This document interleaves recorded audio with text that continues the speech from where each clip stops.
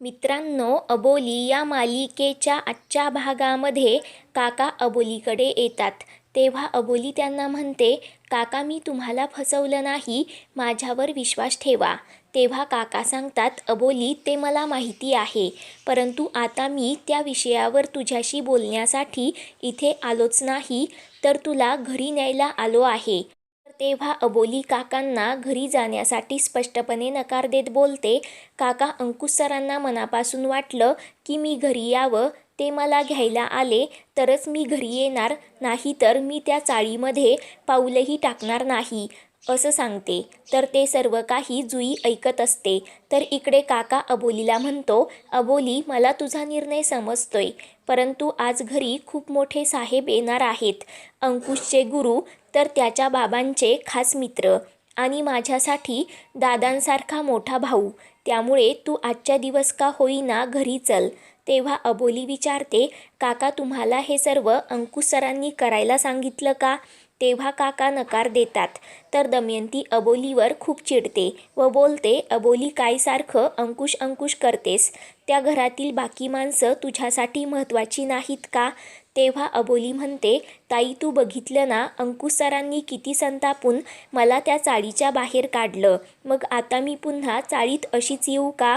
तर काका अबोलीला समजावत बोलतात, अबोली घरी चल, कारण प्रश्न आपल्या घरच्या इज्जतीचा आहे.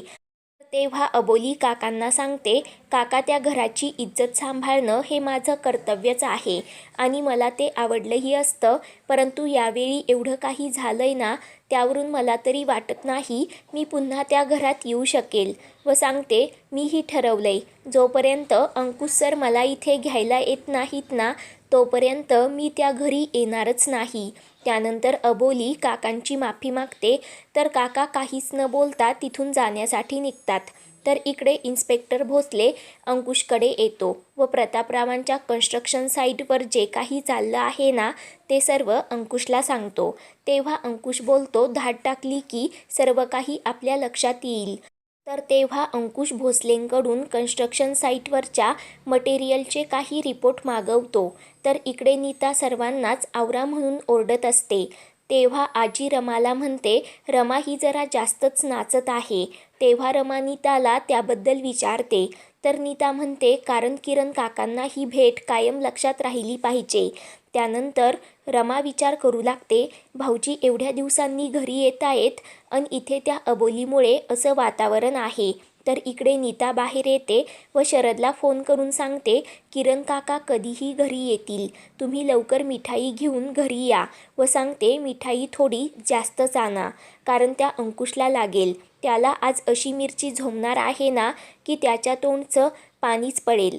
तेव्हा त्याचं तोंड गोड करण्यासाठी मिठाई लागेलच. तर इकडे रमा व आजी खूप टेन्शनमध्ये असतात. तर तेवढ्यात अंकुश तिथे येतो व रमा आजीला सांगतो, किरण काका कोणत्याही क्षणी इथे येतील. तेव्हा रमा म्हणते, अंकुश त्यांनी तुझ्या बायकोबद्दल विचारलं तर काय सांगायचं? तेव्हा अंकुश बोलतो, जे खरं आहे ना तेच सांगायचं. तेव्हा आजी अंकुशला म्हणते, अंकुश किरण काका हे तुझ्या वडिलांसारखेच आहे, त्यांना असं सांगायचं का?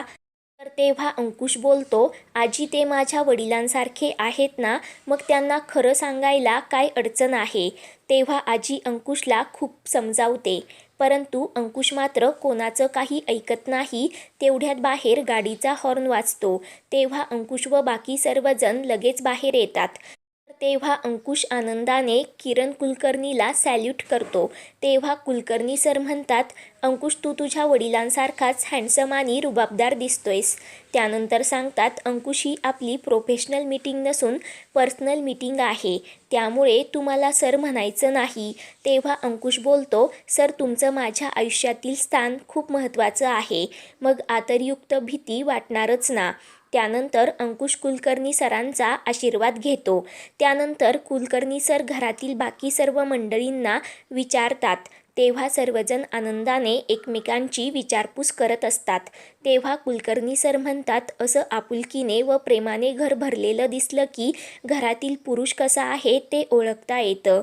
तेव्हा ते अंकुशचं खूपच कौतुक करत बोलतात, अंकुश मला तुझा अभिमान वाटतो. तू माझं ब्रीदवाक्य खरं करून दाखवलं. आधी खाकी मग बाकी. त्यानंतर कुलकर्णी सर बबड्याला म्हणजेच माधव काकांना विचारतात. तेव्हा काका आनंदाने कुलकर्णी सरांना सॅल्यूट करतात. तर कुलकर्णी सर काकांना मिठी मारतात. तेवढ्यात तिथे शरद येतो व नीताला विचारतो, नीता हेच आहेत का ते ज्यांच्यासाठी एवढी तयारी सुरू होती? तेव्हा नीता होकार देते.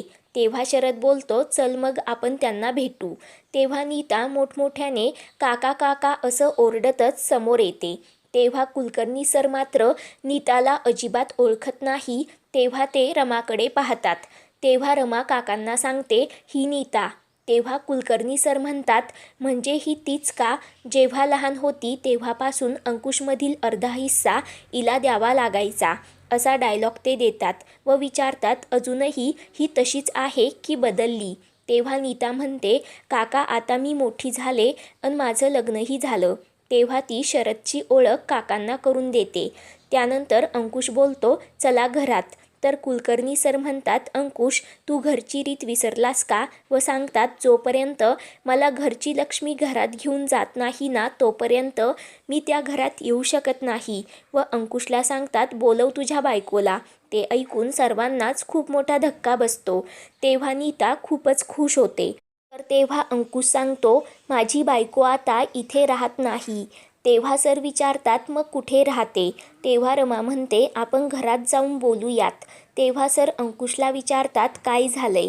तेव्हा अंकुश काही सांगणार तेवढ्यात पाठीमागून पसायदान म्हटल्याचा आवाज येऊ लागतो. तेव्हा सर्वजण खूपच आश्चर्याने पाहतात. तर तेव्हा कुलकर्णी सर पण पसायदानाच्या पुढच्या काही ओळी म्हणू लागतात. त्यानंतर ते पाठीमागे पाहतात.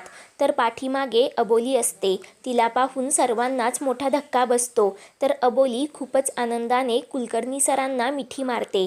तेव्हा काका मनात बोलतात, आम्ही देवळातून निघालो तेव्हा अबोली तर येणार नाही म्हटली होती. तेव्हा त्यांना आठवतं, अबोलीकडे जुई येते व सांगते, अबोली ताई हे तुझ्या घरचे होते ना? तेव्हा अबोली होकार देते. तर जुई म्हणते, हे स्वतःहून तुला घरी घ्यायला आले होते म्हटल्यावर देवी आईनेच त्यांना इथे पाठवलं असेल. तेव्हा अबोली लगेच धावतच देवीसमोर जाते व देवीची माफी मागत बोलते, देवी मला माफ कर, मी तुझा संकेत ओळखू शकले नाही. तेव्हा ती काकांना थांबवत बोलते, काका तुम्ही बोललात ते बरोबर आहे, मी घरी येते, परंतु हे पाहुणे कोण आहेत? तेव्हा काका सांगतात, DCP किरण कुलकर्णी. तर ते सर्व काकांना आठवत असतं. तर इकडे अबोली कुलकर्णी सरांना म्हणते, किरण काका तू इथे? तेव्हा रमा विचारते, तुम्ही दोघे एकमेकांना ओळखता का? तेव्हा कुलकर्णी सर सांगतात, मी हिला अगदी लहानपणापासूनच ओळखतो. माझ्या मित्राची मुलगी आहे आणि पसायदानाचा खेळ आम्ही लहानपणापासूनच खेळायचो. व सांगतात, ही खूप गुणी मुलगी आहे. त्यानंतर कुलकर्णी सर आवाज देत गाडीतील सामान बाहेर काढण्यासाठी सांगतात. तेव्हा रमा म्हणते, भाऊजी हे कशासाठी? तेव्हा सर बोलतात, लेकीच्या घरी रिकाम्या हाताने कसं जाणार? त्यानंतर सर्वजण घरात जातात. तर नीता सरांना सरबत देते. तेव्हा सरांचं लक्ष अबोलीकडे जातं. तेव्हा ते अबोलीला बोलतात, अबोली तू अशी बाहेर उभी का? घरात ये. तेव्हा सर्वजण अबोलीकडे आश्चर्याने पाहतात. पुढील भागात रमा व बाकी सर्वजण जेवणाची तयारी करतात. तेव्हा रमा सरांना म्हणते, भाऊजी जेवायला सुरुवात करा. तेव्हा सर म्हणतात, हो, परंतु माझी एक अट आहे. अंकुश अबोली तुम्ही दोघांनीही एक एक उखाणा घ्यायचा, त्याशिवाय मी जेवणार नाही. तेव्हा अंकुश उखाणा घेतो, आधी खाकी मग बाकी, वर्दी माझं पहिलं प्रेम तर सोनिया माझं दुसरं प्रेम. ते ऐकून सर्वांना मोठा धक्का बसतो. पुढील भागांच्या अपडेट्ससाठी चॅनलला सबस्क्राईब करा.